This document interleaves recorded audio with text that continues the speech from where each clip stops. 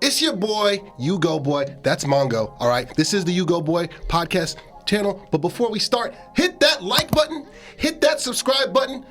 We got unfiltered, authentic conversations. We got sports talk. We got drops. Oh, yeah. So, Mongo, what should they do? Like and subscribe. Oh, yeah. Yahtzee. I know you know about the Tet Mcmillan situation. Right. You know, I'm loving. Listen, I've heard Mel Kiper mock this guy to 19. I've heard I've seen some mocks taking this guy at 20. You know what I mean? I'm just like, Tet Mcmillan is not going to make it out of the top 10. And for damn sure, he's not making it past 12. Because if you think the Cowboys are going to roll out there with Jalen Tolbert, Jalen Brunson, and Jalen Brooks, all the Jalens, as wide receiver 2 opposite CeeDee Lamb for another season, it's not going to happen. It's not going to happen. Dallas is taking a wide receiver in the top 100. I'd be shocked if they take the running back. If Genty or Hampton, one of the running backs, is there at 12, they're going to take him. But if the wide receiver is there, you know what I mean, they're taking Tet Mcmillan. Tet is not making it past 12. No. All right, and for the Raiders, sorry to cut you off, but for the Raiders, it makes too much sense. You don't have enough. Like, Myers is your number one receiver. I'm sorry, Bowers, your tight end, is your number one receiver right now. You need somebody in that room. And if this Geno trade is going to make half of a modicum of sense, get a number one target. Go get Tet in Vegas. 100%. I was just going to add, he's not dropping, because if rumors start to become true that he is dropping, someone who could draft him at 20 is going up to get him. Nobody's taking that chance. You'd be an absolute moron to just trust that, 13 through 19 are not going to just swerve to best player available. If he gets to about 14, you're just offering everything you got to move up. Agreed. And we could stay on draft real quick. In terms of these quarterbacks, man, in terms of Shedeur and in terms of Cam, in terms of Jackson Dart, we talked about it lightly. Milroe, Dylan Gabriel. I like me some Dylan Gabriel. I'm not mad about it. Tyler Shaw from Louisville. He's going to get a GM fired at some point. I like the kid. I like the kid from Notre Dame for most likely to get someone fired. Leonard. I'm all in. If we're playing the who's going to get someone fired game, give me the kid from Notre Dame. It's a toss up between him and Quinn Ewers, but I digress. Oh, Quinn Ewers is in that game too.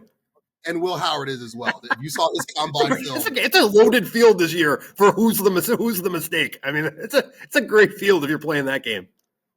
Will Howard had one of the worst combines in combine history. Like, it was hysterically bad.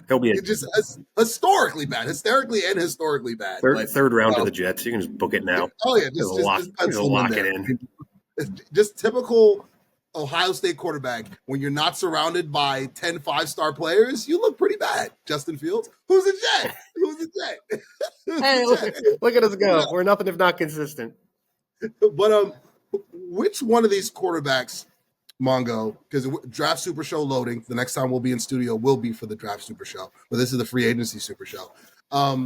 Which one of these quarterbacks, if you had to bank, like, listen, I think this one guy is going to be a franchise quarterback and is going to be competing for Super Bowls. You can only pick one.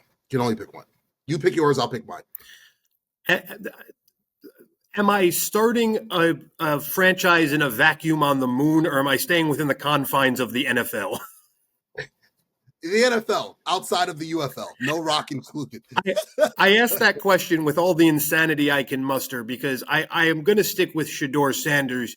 And the reason why is because Daddy won't let him get into a position where he can fail, whether that be starting by getting some teams off his scent to begin with so he goes to a good spot, whether that be getting him out of a situation, knowing that even if he has to take a wash contract-wise to get out of a bad first situation, Dion will make sure that the odds are in his favor, whereas the other guys, any of these guys could easily end up getting destroyed behind what's left of the Raider O-line or anything else, or God forbid, end up a Jet. And so, I think Shedeur has the advantage of he's the most, missile proof right now out of this group.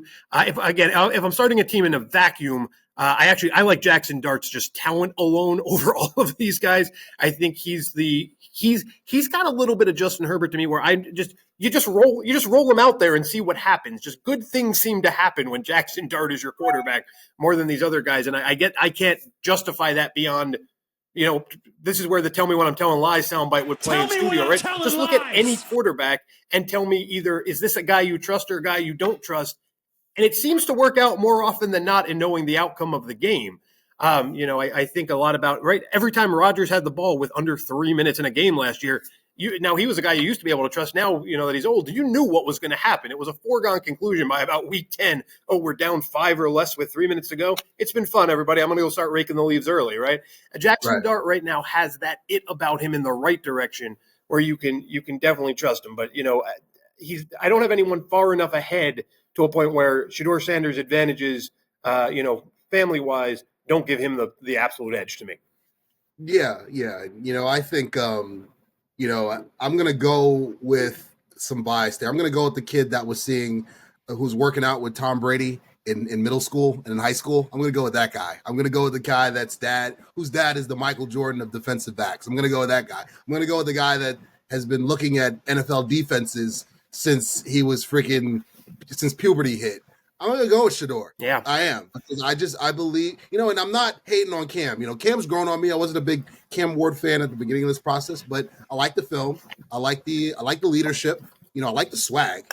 Give me a guy give me the cocky asshole quarterback any day of the week that we're going to beat those guys. And he brought that to Miami, and that's kind of a prerequisite when you go to the University of Miami or Ohio State or a lot of these big name schools. Right. You got to have the personality to go with it, but Shedeur, I just believe, I'm just looking at the mechanics, looking at his game.